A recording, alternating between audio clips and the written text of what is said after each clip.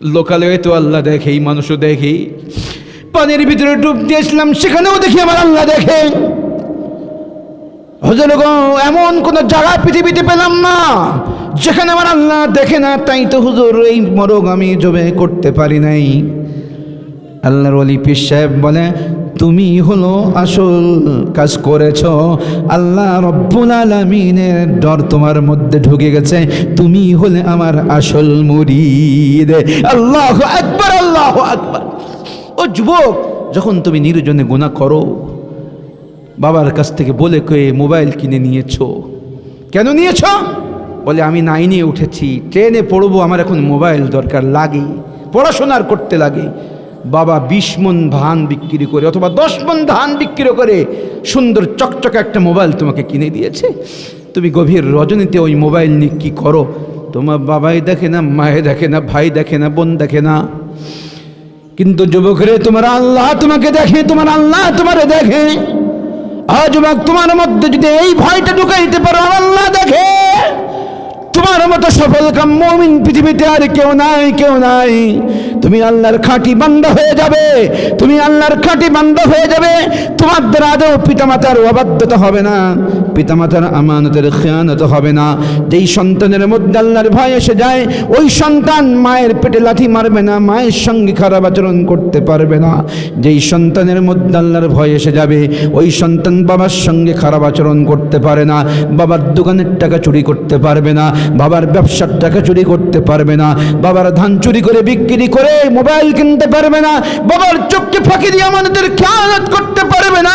কারণ তার মাথার ভিতরে থাকবে, কেউ দেখে না, কিন্তু আল্লাহ আমার দেখে। এই জন্যই সে পারবে না, পারবে না। কসম করে বলে দিলাম, আল্লাহর ভয় যদি বান্দার অন্তরে ঢুকে, ওই বান্দা খাস আল্লাহর ওলি হয়ে যায়। ওই বান্দার জন্য আল্লাহ তাআলা জান্নাত বরাদ্দ করে দেয়। সুবহানাল্লাহ, সুবহানাল্লাহ, সুবহানাল্লাহ। এই জন্যই আল্লাহ রসুল 1 নম্বর বলেছেন, উসিকুম বিতাকওয়াল্লাহ। মনে আছে তো আপনাদের নাকি? আমার কথা হাদিস মনে আছে? আমি একটা হাদিস শোনাচ্ছি, কিন্তু হাদিসের মাঝখান দেখতে এদিকে আসছিলাম, কিন্তু হাদিস শোনাচ্ছি। হাদিসের কথা মনে আছে না আপনাদের? কি মনে আছে? কার কার হাত তুলে একটু দেখান তো দেখি। লিল্লাহি তাকবীর, লিল্লাহি তাকবীর, নারে তাকবীর। মাশাআল্লাহ। ওই যে সাহাবী রসুলকে বললেন, ইয়া রাসূলুল্লাহ ফাউসিনা, ইয়া রাসূলুল্লাহ, একটা ওসিয়ত করেন। 1 নম্বর ওসিয়ত কি করছে? উসিকুম বিতাকওয়াল্লাহ। রমজান মাসে দেখবেন আল্লাহর ভয় ভিতরে কিছুটা থাকে, থাকে না? যার কারণে দেখবেন আলমারি ভর্তি খাবার থাকে, মিটসে ভর্তি খাবার থাকে, এরপরেও কিন্তু মানুষ খায় না, পান করে না। ছোট্ট বালক বালিকা, ছোট্ট ছেলে মেয়েরাও দেখবেন রোজা রাখে। সন্ধ্যা হয়ে যেতে লাগলে মায়ের কাছে গিয়ে বলে, আঁচলের কাছে গিয়ে বলে, মা রে, আমি যে আর পারছি না মা, আর কত সময় আছে, আর তো পারলাম না, পানি পিপাসায় বুক ফেটে গেল আমার। মায়ে কি কয়? আর আধা ঘন্টা আছে, মা রে রোজাটা ভাঙিস না। আচ্ছা, ওই ছেলে মেয়ে মায়ের কাছে গিয়ে বলার দরকার কি? ওর ঘরে পানি আছে না, ওর আলমারিতে ভালো খাবার আছে না, মিটসেপে পলায় খাইতে পারে না, চুরি করে খায় না কেন? কার ভয়ে? কথা বলেন। আল্লাহর ভয়ে খায় না। ও যুবক, ও মুরব্বী বাজান, আল্লাহর ভয় ভিতরে না আনলে কখনো আল্লাহর সঙ্গে সম্পর্ক হয় না। আর আল্লাহর সঙ্গে সম্পর্ক না হলে আমার আপনার জীবন কিন্তু বৃথা। কি বলেন, ঠিক না? যাক, প্রথম ওসিয়তের কথা বলে আমি শেষ করেছি সংক্ষেপে, বিস্তারিত ব্যাখ্যার দিকে যেতে আমি পারি নাই। আল্লাহকে ভয় করলে কি লাভ আছে? আরও অনেক লাভ। আল্লাহ বলছেন, ওমান ইয়াত্তাকিল্লাহ ইয়াজআল লাহু মিন আমরিহি ইউসরা। আরও বলেছেন, ইন্না আকরামাকুম ইনদাল্লাহি আতকাকুম। যে যত বেশি তাকওয়াওয়ালা হবে আল্লাহর কাছে, সে সবথেকে বেশি দামি। যে যত বেশি তাকওয়াওয়ালা হবে তত বেশি দামি হবে আল্লাহর কাছে। আল্লাহ কোরআনে কারিমে বলেছেন, ইন্না আকরামাকুম ইনদাল্লাহি আতকাকুম। আল্লাহ রাব্বুল আলামিন तमाम পৃথিবীর মানুষকে ডাক দিয়ে বলেন, ও দুনিয়ার মানুষ, তোমরা যাকে সবথেকে বেশি দামি মনে করো না কেন, প্রকৃতপক্ষে সে দামি নয়। আমি আল্লাহ রব্বুল আলামিনের কাছে ওই লোকটাই হলো সব থেকে দামি, যার মধ্যে আমি আল্লাহর ভয় বেশি আছে, ওই হলো আমার কাছে সব থেকে বেশি মর্যাদা সম্পূর্ণ। একজন আলিমের মধ্যে আল্লাহর ভয় নেই, একজন মুফতির মধ্যে আল্লাহর ভয় নেই, একজন মুফাসসিরের মধ্যে আল্লাহর ভয় নেই, পক্ষান্তরে একজন ভ্যান চালক অটো চালকের মধ্যে আল্লাহর ভয় আছে। আল্লাহর কসম করে বলে যাই, ওই ভ্যান চালকের মর্যাদা আল্লাহ রব্বুল আলামিনের কাছে মুফতি মুহাদ্দিসের থেকেও অনেক বেশি।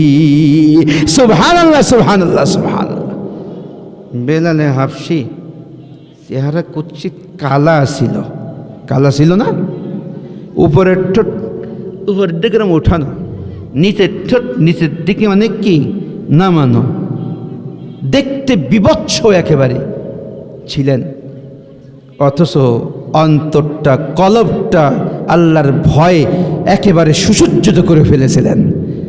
নবীজি যখন মেরাজে গেছেন, কত হাজার হাজার লক্ষ লক্ষ সাহাবী কারুর খড়মের আওয়াজ কিন্তু শুনতে পাননি। কথা বলেন না কেন?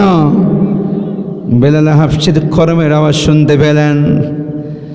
দুনিয়া এসে জিজ্ঞাসা করে, বেলাল রে কি এমন আমল করো জান্নাতে আমার আগে আগে তোমার খড়মের আওয়াজ শোনা যাচ্ছিল। সুবহানাল্লাহ, সুবহানাল্লাহ, সুবহানাল্লাহ। এই জন্য বলছিলাম আল্লাহর কাছে সব থেকে দামি হওয়া যায় তাকওয়ার মাধ্যমে, ধন দৌলতের মাধ্যমে নয়, অন্য কোনো আমলের মাধ্যমে নয়। আল্লাহ রাব্বুল আলামিন কোরআনে কারীমে বলে দিয়েছেন, যার ভিতরে যত বেশি আমার ভয় থাকবে সে আমার কাছে তত বেশি দামি হবে, তার মর্যাদা তত বেশি আমার কাছে থাকবে। এই জন্যই আমরা প্রথম নম্বর ওসিয়ত পালন করার চেষ্টা করব। কারা কারা হাত তুলে দেখায়? লিল্লাহি তাকবীর। ওগো আল্লাহ, তোমার বান্দারা তোমার হাবিবের ওসিয়ত পালন করার নির্দেশ করে হাত উত্তোলন করেছে, এই হাতগুলোকে তুমি কবুল ও মঞ্জুর করে নিও গো আল্লাহ। প্রত্যেকের জীবনে যেন তোমার ভয় ঢুকাইতে পারে, তোমার ভয় দ্বারা অন্তরকে সুসজ্জিত করতে পারে, তুমি এই তৌফিক আমাদের সকলকে দিয়ে দিও গো আল্লাহ। আমাকেও দিয়ে দিও, শ্রোতামণ্ডলীর সকলকে দিয়ে দিও। যতদূর পর্যন্ত আওয়াজ যায়, যারা আওয়াজ শুনতেছে, আমার মা আছে, বোন আছে, তাদের পর্যন্ত আওয়াজ যাচ্ছে, তাদেরকেও তোমার ভয়ে অন্তরকে সুসজ্জিত করার তৌফিক দিও। সকলেই বলে আমিন। মুসলমান আল্লাহর হাবিবের পরে বলেন ওয়াসসামি'i ওয়াত-তাআ। প্রথম নম্বর ওসিয়ত করলেন আল্লাহর ভয় অর্জন করান। আল্লাহর ভয় অর্জন না করলেন নামাজেও ফাঁকিবাজি করবেন, নামাজে আসবে না, লেপের ভিতরে ঘুমিয়ে ঘুমিয়ে মনে মনে বলবে আমাকে তো কেউ দেখে না, আমি আমার ঘরের মধ্যে একা একই আছি, মানুষ মনে করবে আমি বাড়িতেই নামাজ পড়ে নিয়েছি। আসলে নামাজ পড়ে নাই, ওঠে নাই। কিন্তু যদি আল্লাহর ভয় অন্তরে থাকে, চিন্তা করবে পৃথিবীর কেউ না দেখলেও আমার আল্লাহ তো দেখতেছেন আর বুঝতেছেন আমি লেপের মধ্যে শোয়া, একটু শুয়ে থাকতে পারবে না, উঠে ঠান্ডা পানি দিয়ে উজু করে মসজিদের দিকে রওনা হবে। কি বলেন ঠিক কিনা? আমার মা বোনকে বিশেষ করে জোরহাট করে বলবো, মা ও বোন, পৃথিবীর কারোর ভয় অন্তরে রাখার প্রয়োজন নেই। সব থেকে বেশি ভয় করবেন আমার আল্লাহকে, আল্লাহর ভয় অন্তরে পোষণ করুন। তাহলে দেখবেন স্বামীর খেয়ানত হবে না, তাহলে দেখবেন গুনাহ হবে না, তাহলে দেখবেন বিপরীত হবে না, তাহলে দেখবেন আপনার স্বকীয়তা সতীত্ব হেফাজত হয়ে যাবে, আপনার সতীত্ব নষ্ট হবে না যদি আল্লাহর ভয় থাকে। ও মুসলমান, ছোট্ট একটি কথা মনে পড়ে গেল, এই সম্বন্ধে না বলে পারতেছি না। ছোট্ট একটি কথা মনে পড়ে গেল, না বলে পারতেছি না। কোরআনে কারীমের একটি আয়াত আছে, ওয়া আম্মা মান খাফা মাকাম রাব্বিহি ওয়া নাহান নাফসা আনিল হাওয়া ফাইন্নাল জান্নাতা হিয়াল মাওয়া।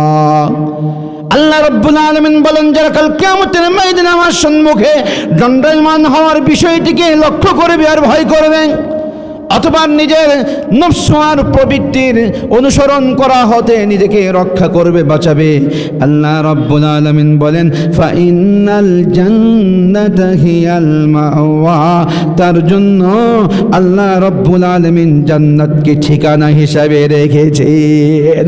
সুবহানাল্লাহ, সুবহানাল্লাহ, সুবহানাল্লাহ। দুনিয়াতেও এর বহুত ফল পাওয়া গেছে। একটা হাদিস শুনে আপনাদেরকে, ছোট্ট একটা হাদিস, বুখারী শরীফের হাদিস।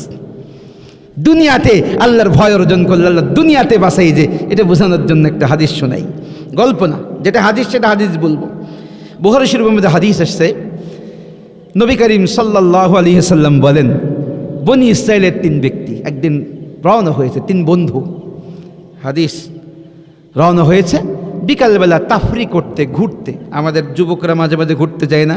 আমি পুরাদাতেই থাকি তো, ওই যে রেল লাইনের পাশ দিয়ে অনেক যুবক দেখি হাঁটতে বেরোয়, ওই ময়নাগাড়ির ওই পাশ দিয়ে দেখি ওই দিক দিয়ে অনেকেই হাঁটতে বেরোয়ছে। শহরের মানুষ অনেক সময় বিকালবেলায় হাঁটতে যায়, নদী থাকলে তো আর কোনো কথাই নেই, নদীর পাড়ে মানুষ হাঁটতে যায়, গড়াই নদীর পাড়ে, পদ্মা নদীর পাড়ে অনেক সময় মানুষ হাঁটতে যায়। 3 বন্ধু এরকম হাঁটতে বের হয়েছে, তাফরি করতে বের হয়েছে। বের হলে যাইতে যাইতে এমন জায়গায় পৌঁছে গেছে, পাহাড়ি অঞ্চল, সেখানে প্রবল বাতাস শুরু হয়েছে, ঝোড়ো বাতাস শুরু হয়েছে, মেঘ এসে ঝোড়ো বাতাস শুরু হয়েছে। ঝোড়ো বাতাস থেকে, বৃষ্টির থেকে আশ্রয় গ্রহণ করার জন্য কোথায় যাবে, কোথায় আশ্রয় গ্রহণ করবে? একটা গুহা, পাহাড়ি গুহা, ছোট ছোট গুহা থাকে, একটা গুহার ভিতরে আশ্রয় গ্রহণ করেছে। হাদিস হয়তো আপনাদের জানা থাকতে পারে, তবু আমি বোঝানোর জন্য একটি পয়েন্ট শুধু এখান থেকে নিব। গুহায় আশ্রয় গ্রহণ করার পরে ওই ঝোড়ো বাতাসে, ঝঞ্ঝা বায়ুতে বড় একটা শিলাখণ্ড এনে গুহার মুখে ফেলে দিয়েছে। এখন গুহার মুখ বন্ধ। 3 বন্ধু মিলে অনেক চেষ্টা করেছে ওই পাথরটি সরানো যায় কিনা, সরানো যায় কিনা, সরানো যায় কিনা। না সরাইলে তো বের হতে পারছে না, যদি বের হতে না পারে ওই গুহায় তাদের জন্য কবরে পরিণত হয়ে যাবে। ওখানে খাবার নাই, পানিও নাই, কয়দিন না খেয়ে থাকতে পারবে, কয়দিন পানি পান না করে থাকতে পারবে, কিছুদিন পরে ওখানেই মারা গিয়ে ওটাই তাদের কবরে পরিণত হয়ে যাবে। এই চিন্তা করে 3 জন মিলে পরামর্শ করছি কি করা যায়, পাথর তো কোনোভাবেই সরাইতে পারছি না। 3 বন্ধু মিলে পরামর্শ করে সিদ্ধান্ত করছে, এক কাজ করি আমরা, আমাদের জীবনের শ্রেষ্ঠ কোনো আমল থাকলে, আমাদের জীবনের শ্রেষ্ঠ কোনো আমল থাকলে সেই আমলকে ওসিলা দিয়ে আজকে আল্লাহর কাছে মাপ চাবো আমরা। যার যার জীবনের শ্রেষ্ঠ আমল আছে। যদি ফিরে বসলেন, ফাআকবালা আলাইনা বিওয়াজহিহি, হাদিসের শব্দ বললাম। যেমন বর্তমান সময়ে আমরা দেখতে পাই ইমাম সাহেব ফজরের নামাজের পরে, আসরের পরে মুসল্লির দিকে ফিরে বসেন, বসেন কিনা বলেন? আপনাদের মসজিদেও বসেন, আসরের পরে মুসল্লির দিকে একটু ফিরে বসেন। ফজরের পরে যেনারা মুসল্লি থাকেন, নামাজি থাকেন, ওনাদের দিকে ফিরে বসেন, গুরুত্বপূর্ণ কথা অনেক সময় শোনান। তো এই সাহাবী বলেন, নবী করিম সাল্লাল্লাহু আলাইহি ওয়াসাল্লাম নামাজ আদায় করলেন, সাল্লা বিনা রাসূলুল্লাহি সাল্লাল্লাহু আলাইহি ওয়াসাল্লাম ফাআকবালা আলাইনা বিওয়াজহিহি, আমাদের দিকে ফিরে বসলেন। ফিরে বসে চুপচাপ বসে থাকলেন না। সাহাবী বলেন, ফাওয়াজানা মাউইজাতান বালিগাতান যারাফাত মিনহাল উয়ুন ওয়াজিলাত মিনহাল কুলুব। সাহাবী বলেন, নবীজি আমাদের দিকে ফিরে চুপ করে বসে রইলেন না, বরঞ্চ ওয়াজ শুরু করলেন। আজকে যেমন আপনারা ওয়াজের মাহফিলের ব্যবস্থা করেছেন, নবীজি প্রতিদিনই ওয়াজ করতেন হাজার হাজার লক্ষ লক্ষ সাহাবে একরামের সামনে। সাহাবী ইরবাস ইবনে সারিয়া বলেন, নবীজি আমাদের এমন ওয়াজ করলেন, এমন গুরুত্বপূর্ণ ওয়াজ করলেন যে যেই ওয়াজ শুনে আমাদের চোখগুলো পানি বাহিয়ে দিল এবং আমাদের অন্তরগুলো ভীত সন্ত্রস্ত হয়ে একেবারে বিগলিত হয়ে গেল। সুবহানাল্লাহ। ওয়াজের বক্তাকে বলেন তো? খুদ নবী করিম সাল্লাল্লাহু আলাইহি ওয়াসাল্লাম। একটা হাদিস শোনাচ্ছি, আমি কোনো রূপ কথা আমার নিজের পক্ষ থেকে বানিয়ে কোনো কথা বলছি না, সরাসরি হাদিস শোনাচ্ছি। ওই সাহাবী বলেন, রাসূল এমন বয়ান করলেন, এমন ওয়াজ করলেন, যে ওয়াজ শুনে আমাদের অন্তর একেবারে গলে গেল, যে ওয়াজ শুনে আমাদের চোখ দিয়ে পানি বেয়ে পড়তে লাগলো। পড়বেই তো, বক্তাকে বলেন তো?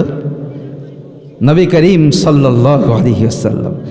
আর শ্রোতা কি যেমন তেমন শ্রোতা, সাহাবা একরামের কাফেলার জামাত হলেন শ্রোতা, যিনাদেরকে আল্লাহ তাআলা নিজে নির্বাচন করেছিলেন।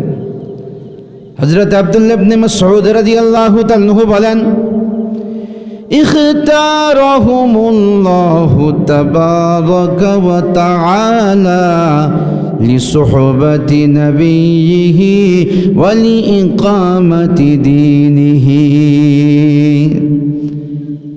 আব্দুল্লাহ ইবনে মাসউদ রাদিয়াল্লাহু তাআলা সাহাবা একরামের শানে বলতেছেন, সাহাবাদের কাফেলা যেমন তেমন কাফেলা নয়। কেউ মনে চেয়েছে আর সাহাবী হয়ে গেছে, ব্যাপারটি এমন নয়। বরঞ্চ নিজে আল্লাহ রব্বুল আলামিন নিজ কুদরতি হাতে কিছু মানুষকে নির্বাচন করেছিলেন, চয়ন করেছিলেন। উদ্দেশ্য কি ছিল? একটা উদ্দেশ্য হলো নবীজির সহচর্য গ্রহণ করবে। নবীজির সহচর্য গ্রহণ করে এখানতে হবে না। আল্লাহ রাব্বুল আলামিন বলেন, আমার নবীর সহচর্যের জন্য তাদেরকে নির্বাচন করেছে, সাথে সাথে আমার এই জমিনে আমার দিনকে জয়ী করার জন্য আমি তাদেরকে নির্বাচন করেছিলাম। সুবহানাল্লাহ, সুবহানাল্লাহ। তা আল্লাহ তাআলার বাছাই করা মানুষগুলো হলো শ্রোতা। খুব ভালো করে বুঝতে হবে। আমি হাদিস শোনাচ্ছি, আমি হাদিসের অর্থ শুরু করেছি, কোনো গল্প বলা হবে না ইনশাআল্লাহ।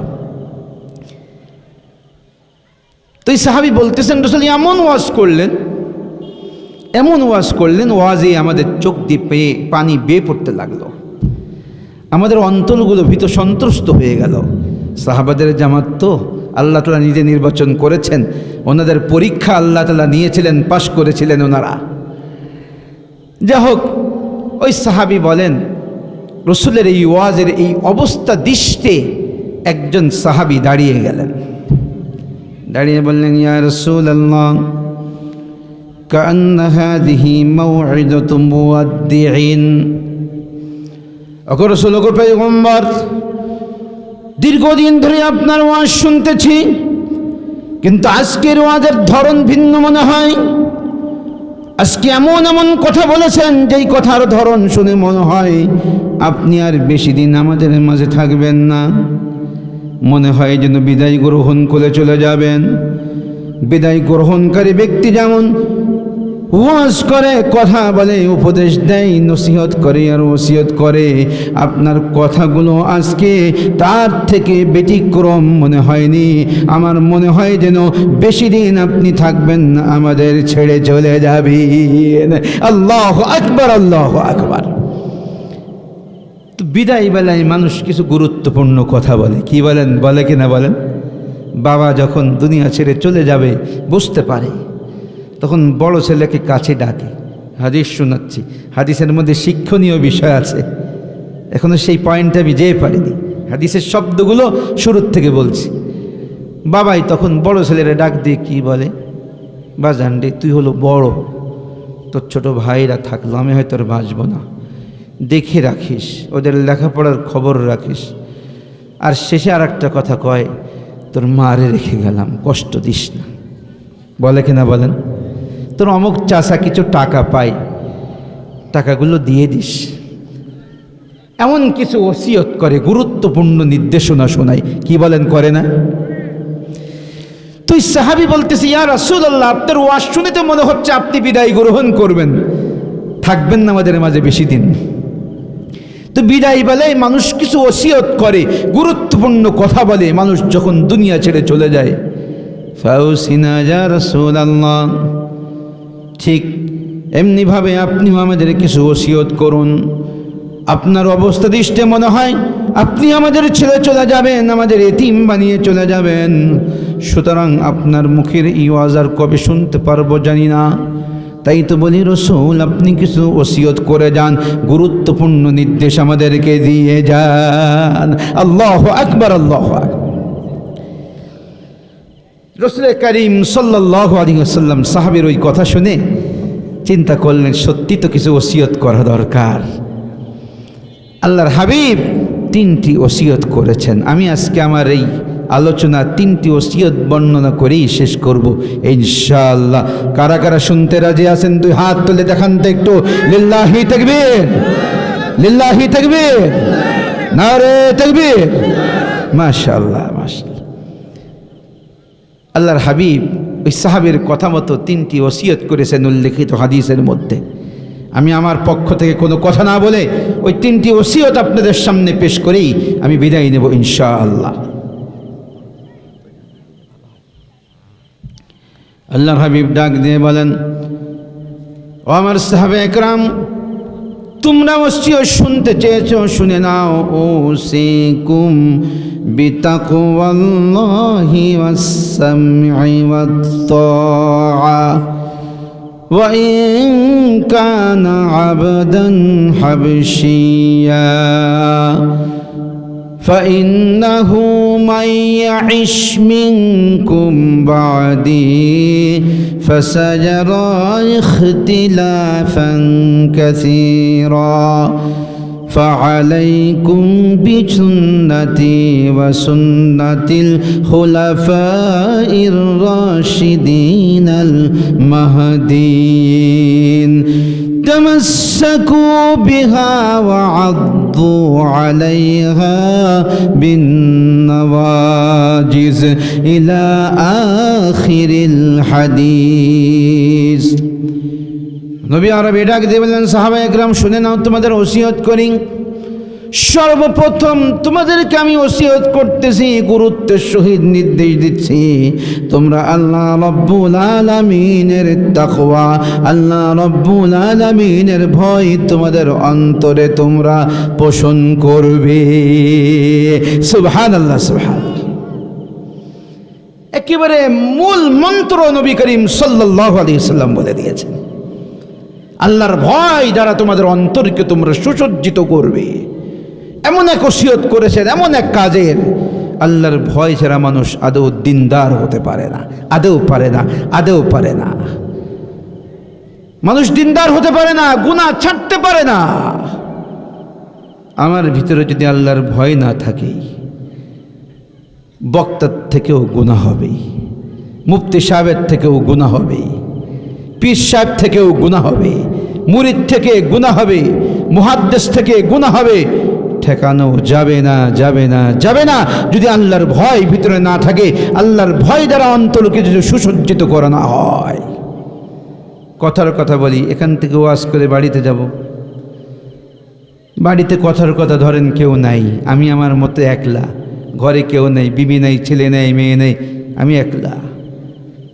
আমার মনে শয়তান ধোঁকা দিবে, কেউ নাই, হেডফোন কানে লাগাও, মোবাইলের স্ক্রিনে অনৈতিক কর্মকাণ্ড দেখা যায়, দেখো।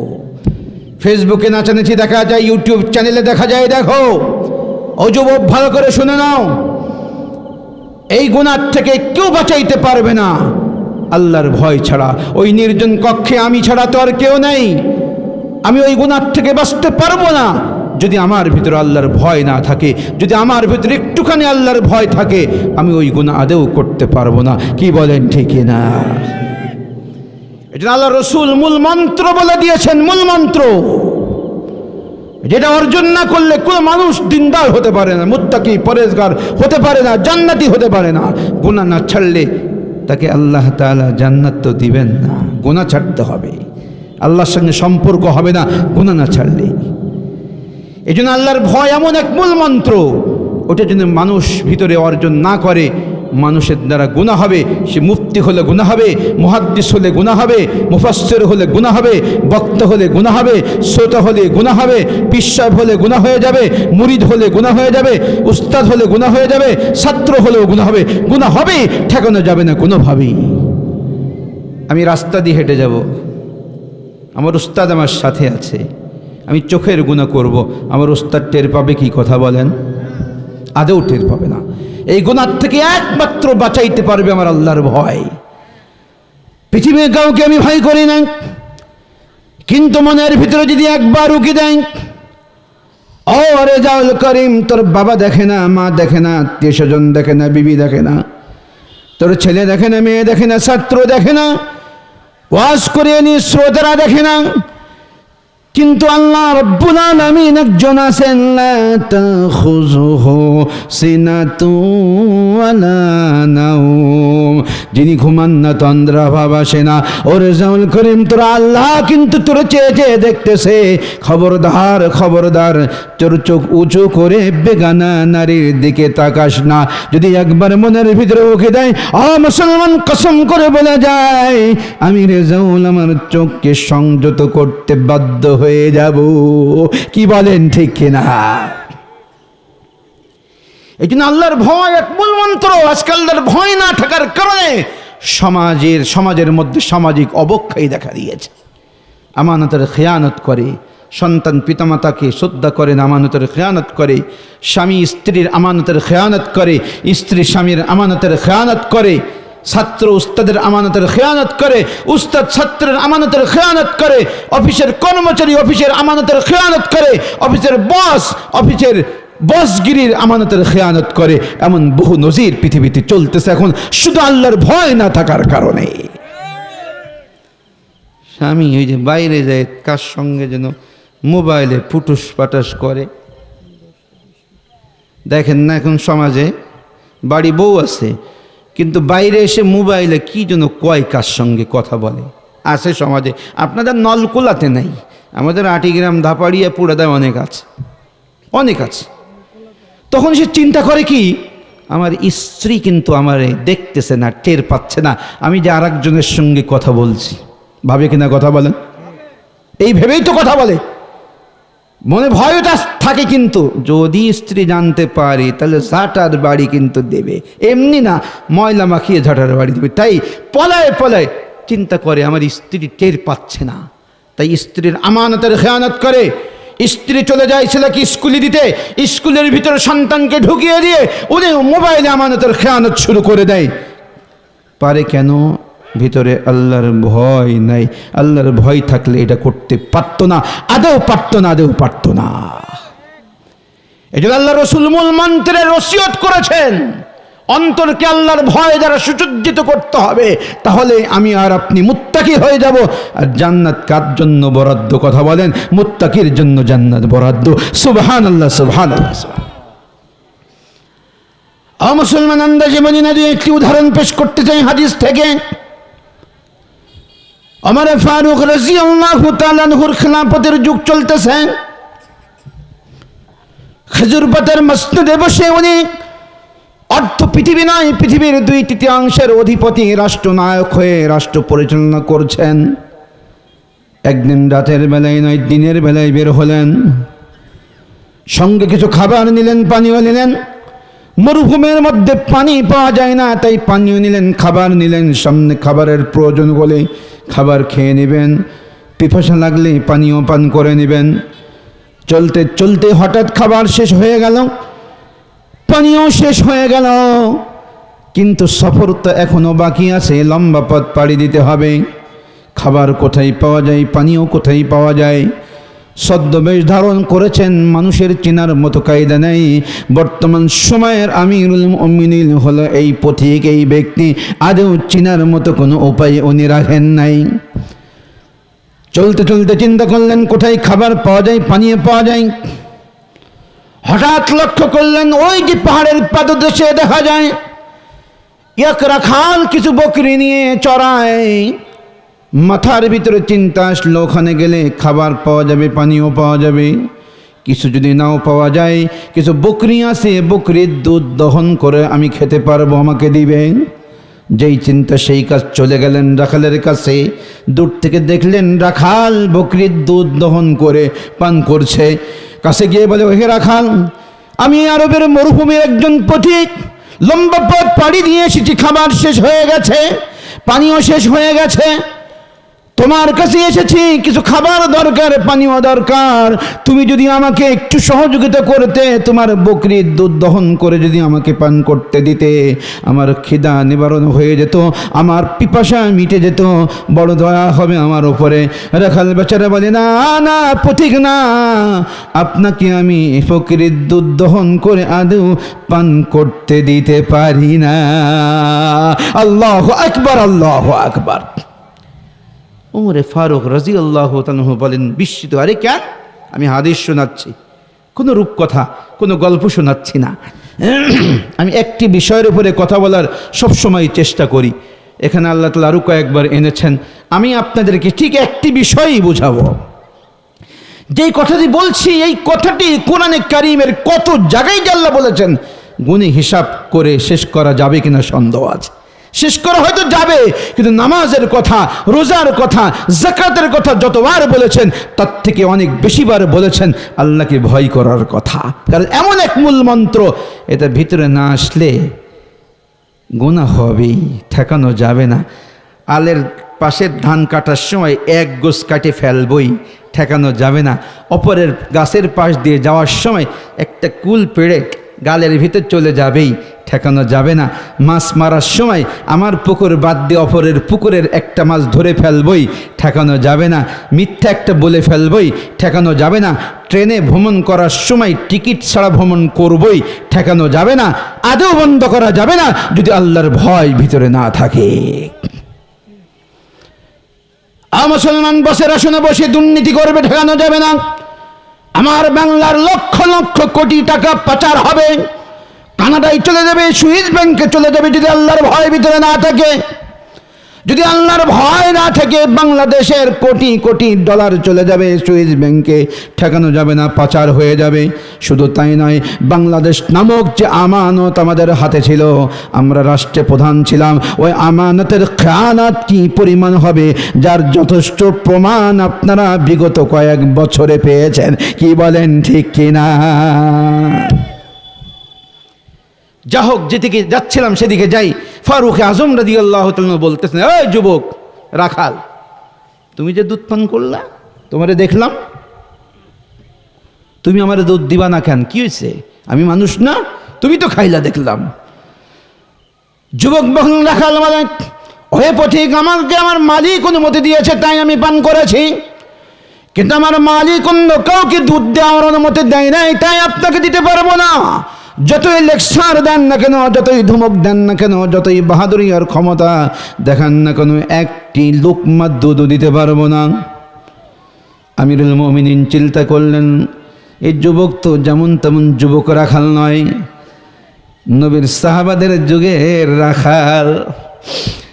নবীর যুগের পরে সাহাবাদের যুগের রাখালের মধ্যে আল্লাহর ভয় এত বেশি ছিল যে একজন রাখালও নির্জনে অন্ধকারে একটু সময়ের জন্য আল্লাহ রব্বুল আলামিনকে ভুলতে পারতো না। সুবহানাল্লাহ, সুবহানাল্লাহ, সুবহানাল্লাহ। আমরা তো রমজান আসলে আল্লাহর কথা মনে করি, কিন্তু নবীর যুগের সাহাবায়ে কেরাম সেই যুগের সাহাবাদের রাখাল না, সব সময়ের জন্য মাওলানা পাককে স্মরণ রাখতো, তাকওয়া অর্জন হয়ে গেছিল। এর কারণে গুনাহ হইতো না, যদিও কোনো সময় গুনাহ হয়ে গেছে এক মুহূর্ত দেরি করে না, 2 রাকাত নামাজ আদায় করে আল্লাহর কুদরতি পায়ে সিজদা করে বলেছে, রব্বানা যালামনা আনফুসানা ওয়া ইল্লাম তাগফির লানা ওয়া তারহামনা লানাকুনান্না মিনাল খাসিরিন। আল্লাহু আকবার, আল্লাহু আকবার। যুবক বলে, না আমি দুধ দিতে পারবো না, বকরিও দিতে পারবো না। ওমর ফারুক রাদিয়াল্লাহু তাআলা চিন্তা করলেন, ওর মধ্যে তো আল্লাহর ভয় আছে মনে হচ্ছে, একটু পরীক্ষা করা দরকার, গভীরে যাওয়া দরকার। ও কি লৌকিকতার সহিত কথা বলছে নাকি বাস্তবতা এটা? অনেকেই লৌকিকতার সহিত অনেক বুজুর্গ দেখাই, দেখবেন আমি খুব বুজুর্গ, খুব বুজুর্গ, কিন্তু বাস্তবে খাল্লে আব্দুল্লাহ, ওর ভিতরে বুজুর্গি কিচ্ছু নাই। মানুষের সামনে খুব বুজুর্গি ভাব দেখে, কিন্তু ঘরে গিয়ে হাজার আকাম কুকাম করে। আসে না? কথা বলেন না কেন? আমাদের বাংলাদেশে অনেক জায়গায় ধরা পড়েছেন এরকম, উপরে খুব ফিটফাট, কিন্তু ভিতরগত খবর নিয়ে দেখা গেছে হাজার হাজার মানুষের হত্যাকারী। কি বলেন, আসে কিনা? কথা বলেন না কেন? যাক, যেদিকে গিয়েছিলাম সেদিকে যাই। তোমার ফারুক রাদিয়াল্লাহু তাআলা চিন্তা করলেন, একটু ভিতরে গিয়ে একটু পরীক্ষা করা দরকার, আসলেই ওর ভিতরে প্রকৃতপক্ষে তাকওয়া আছে কিনা দেখা দরকার, এটা একটু দেখা দরকার। যেই চিন্তা সেই কাজ। যুবকরে বলল রাখাল, ও যুবক দেখো, আমি তো পথিক, আমার খুব পিপাসা লেগেছে, খাবারের ক্ষুধাও লেগেছে, একটা কাজ করে একটা সমঝোতা করি তোমার সাথে। তোমাকে আমি কি টাকা দিব, আমার কাছে টাকা আছে, তুমি একটা বকরি আমাকে দিয়ে দিবা, ওই বকরির দুধ দহন করে দুয়ে আমি পান করব, আমার পিপাসা মিটে যাবে, ক্ষুধা নিবারণ হবে, প্রয়োজন হলে জবাই করে ভুনা করে খেয়ে নিব, আরও ক্ষুধা নিবারণ হবে। আর তুমি এই টাকাটা তোমার মালিককে দিবা না, তুমি নিজে রেখে দিবা তোমার পকেটে, তোমার পকেট ভারী হবে। আর তোমার মালিককে সহজে একটা বুঝ দিতে পারবা, যেহেতু পাহাড়ের পাদদেশে তুমি বকরি চড়াচ্ছ, তুমি আর মালিককে বলতে পারবা, ওহে মালিক, আজকে আমি ছাগল বকরি চড়াচ্ছিলাম, পাহাড়ের থেকে এক হিংস্র প্রাণী এসে একটা বকরি খেয়ে গেছে। তোমার মালিক সহজেই কিন্তু কথাটা মেনে নিবে। কি বলেন, মানবে কিনা? সহজেই মেনে নিবে। সুতরাং তুমি এই কাজ করো আমার সঙ্গে, এটা করতে পারো, এই সমঝোতা করতে পারো। আমার ইমানের যে হালাত, আমার কথা বলতেছি, আপনাদের না। আপনাদের ইমান তো মাশাআল্লাহ অনেক তাজা, অনেক মজবুত। আমাদের ইমানের হালাতের কথা বলছি। আমি ওই জায়গায় থাকলে বলতাম, টাকাটা তাড়াতাড়ি গোপনে দেন, পকেটাকে ভরে লই, বকরি যেটা নিতে মনে চাই এই পাশ দিয়ে নিয়ে তাড়াতাড়ি চলে যান। আমাদের ইমানের হালাত হলে। কিন্তু মুসলমান ওমরের যুগের সেই রাখাল, নবীর যুগের পরের যুগের রাখালের ইমান আর তাকওয়া দেখেন। রাখাল চিৎকার দিয়ে বলে, ইয়া হাযা ফাইনাল্লাহ, ও পথিক কি বলেন, কি বলেন, এত বড় দুঃসাহস কেমনি আপনি দেখাইলেন? আমার মুনিব দেখবে না, মালিক দেখবে না, বর্তমান সময়ের শাসক আমিরুল মুমিনিন ওমর ফারুক হয়তো দেখবে না, তার পুলিশ বাহিনী, গোয়েন্দা বাহিনী হয়তো টের পাবে না, কিন্তু পথিক ভালো করে মনে রাখেন, ইয়া হাযা ফাইনাল্লাহ, আমার আল্লাহ কোথায়? আমার আল্লাহকে দেখে না, আমার আল্লাহর চোখ ঘুমায় না, নিদ্রামগ্ন হয় না, তন্দ্রা ভাব আসে না, আমার আল্লাহর চোখকে ফাঁকি দিতে পারবো না। সুতরাং এমন সমঝোতা, দুর্নীতির এই সমঝোতা আমি রাখাল করতে পারি না। আল্লাহু আকবার, আল্লাহু আকবার। এই দুর্নীতির থেকে বাঁচা সম্ভব হয়েছে কেমনে? কথা বলেন। ওই যে ভিতরে আল্লাহর ভয় দ্বারা রাখাল সুসজ্জিত করেছিল। মনে আছে তো নবীজির ওসিয়ত? আমি ওসিয়ত শোনাচ্ছিলাম। আমি প্রতি বছর কথা বলার সময় চেষ্টা করি একটা বিষয়ের উপরে কথা বলার, একটা কিছু অর্জন করে যেতে পারেন, আপনারা নিয়ে যেতে পারেন এখান থেকে। আল্লাহর ভয় দ্বারা অন্তরকে সুসজ্জিত করতে হবে। যুবক, তুমি যখন একাকী মোবাইলের স্ক্রিনে কত কিছু দেখো, তুমি চিন্তা করো, বাবা ঘুমায়, মায়েও এখন ঘুমায়, গভীর রাত, কেউ তো দেখতেছে না, তোমার আল্লাহ কি দেখে না? আমার আল্লাহ কি দেখে না? যুবক, তুমি তোমার প্রেমিকাকে নিয়ে চলে যাও ভ্যালেন্টাইন ডে, তথাকথিত ভ্যালেন্টাইন ডে, বিশ্ব বেহা দিবসে তুমি চলে যাও নির্জনে। কোথায়? কেউ দেখে না, বাবাই দেখে না, মায়ে দেখে না, আত্মীয় স্বজন কেউ দেখে না। একটা চিন্তা যদি তোমার ভিতরে কাজ করে, আমার আল্লাহ আমার দেখি। যুবকরে, তুমি আল্লাহর নাফরমানি করতে পারবা না। সারা বছরের মধ্যে একদিন একটা মাহফিল করে একান্ত করলেই কিন্তু আল্লাহকে পাওয়া যাবে না, জান্নাত পাওয়া যাবে না। ও যুবক, তোমার অন্তরকে তাকওয়া দ্বারা সুসজ্জিত করতে হবে। সাহাবা একরামের ভিতরে যুবক সাহাবী ছিলেন কিনা? যৌবনকালের আল্লাহকে ভয় করে গুনাহ থেকে নিজেকে বাঁচিয়েছিল। তোমাকেও তো তেমন হতে হবে, তাহলেই আজকের এই মাহফিল সার্থক হবে। কি বলেন, ঠিক কিনা?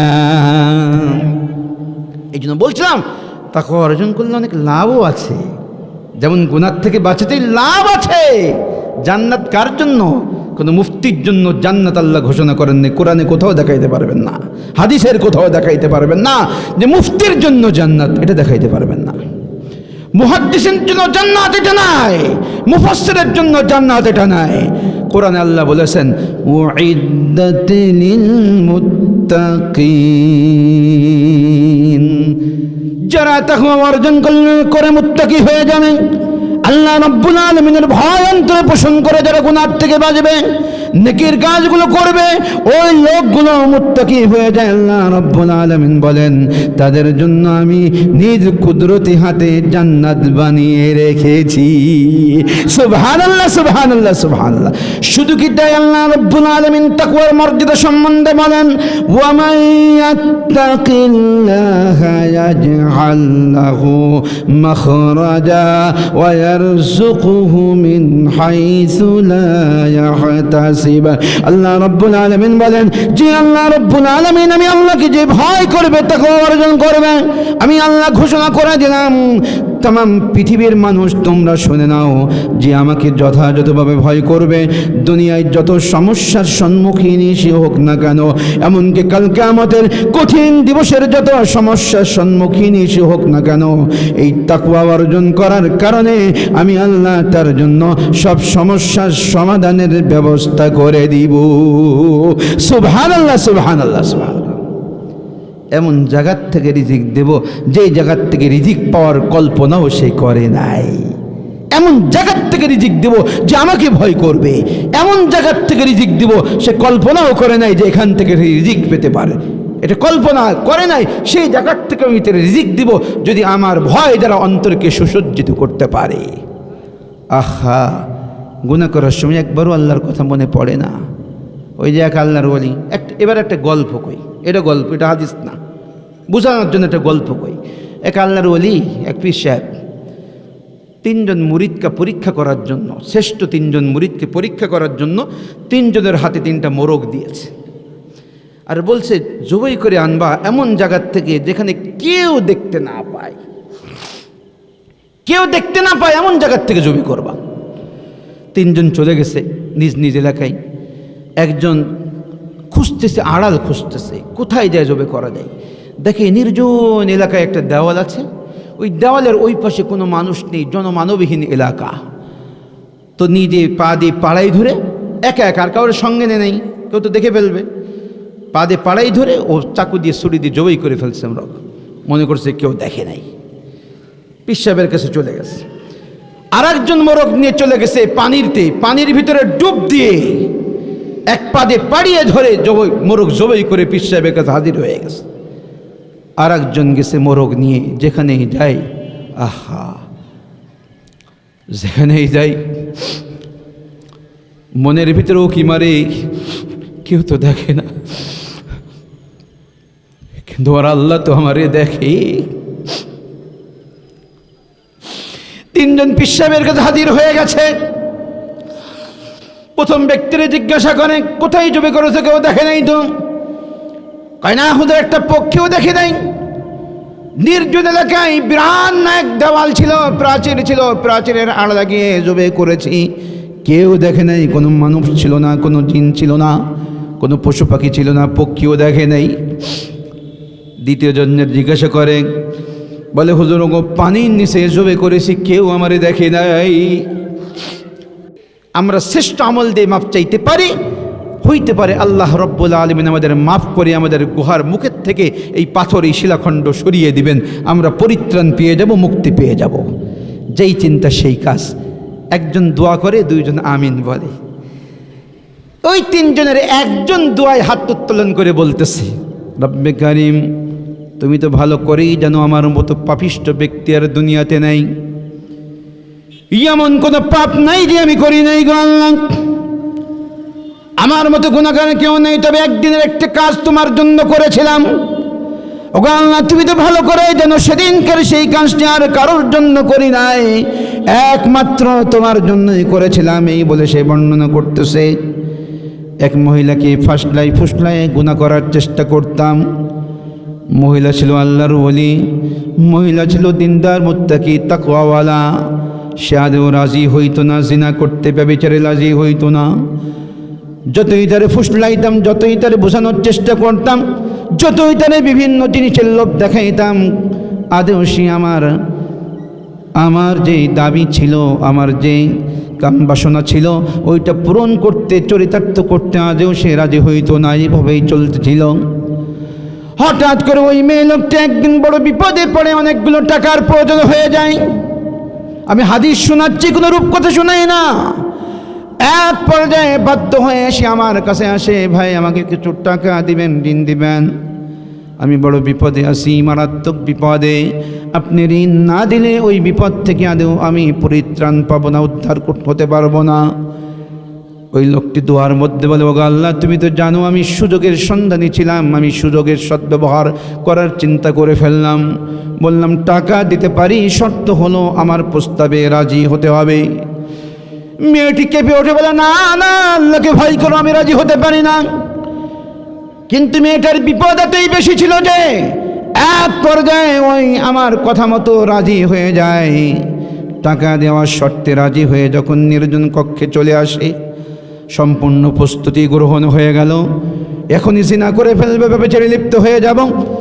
কিন্তু হঠাৎ লক্ষ্য করে দেখলাম মেয়েটি থর থর করে কাঁপতেছে, চোখ দিয়ে পানি বেয়ে যাচ্ছে, চোখ দিয়ে পানি পড়তেছে, থর থর করে তার বডি কাঁপতেছে।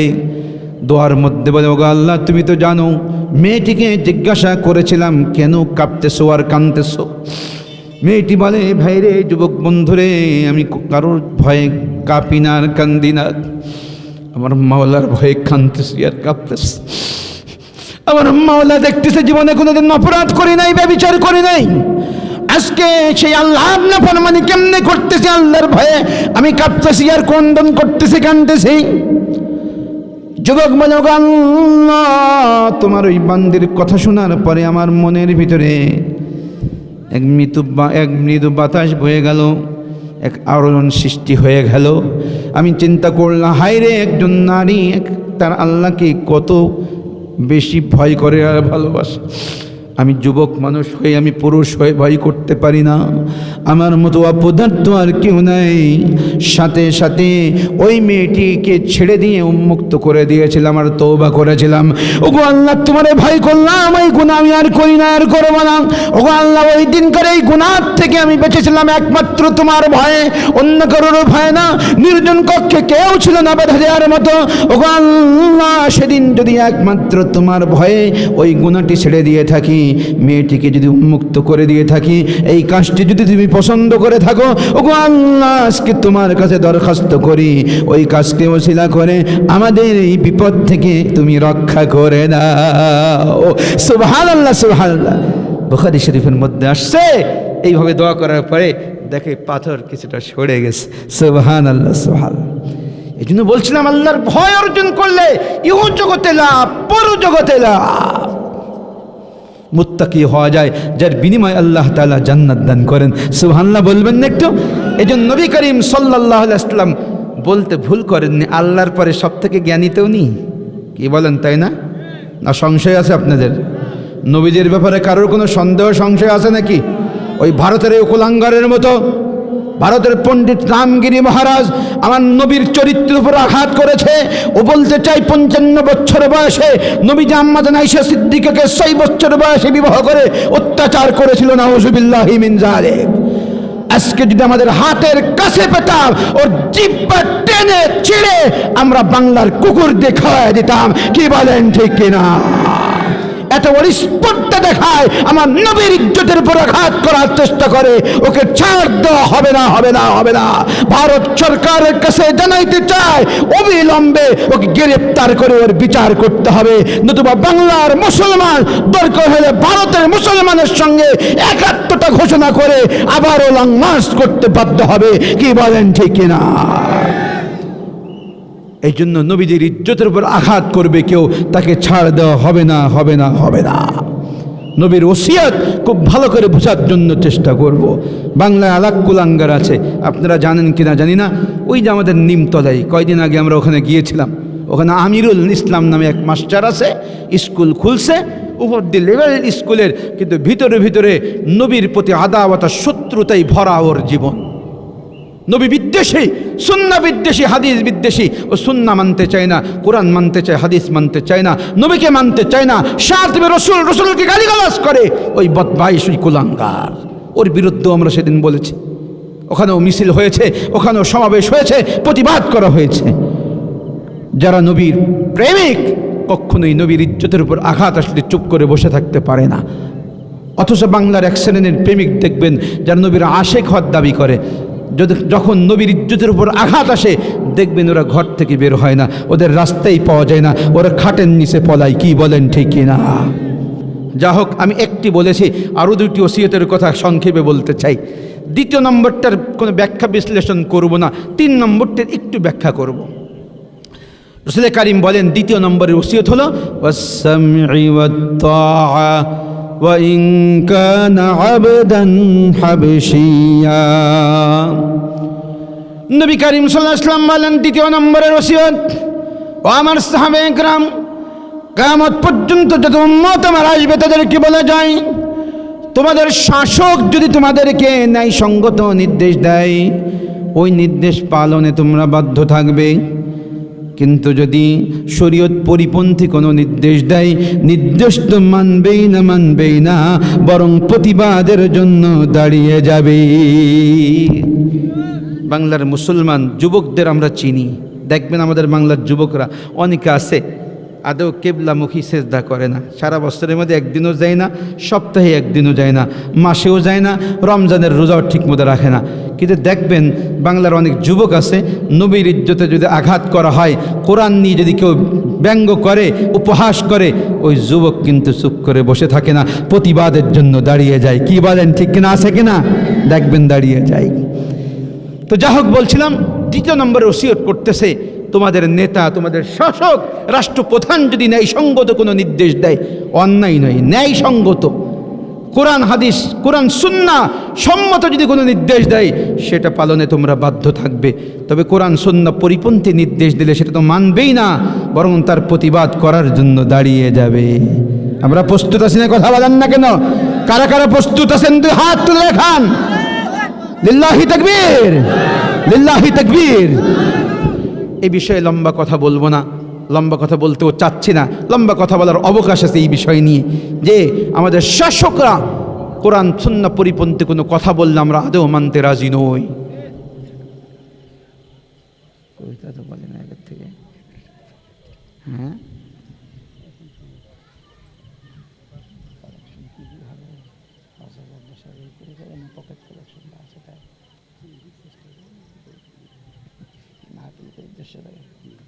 আচ্ছা, দেখি দেখি।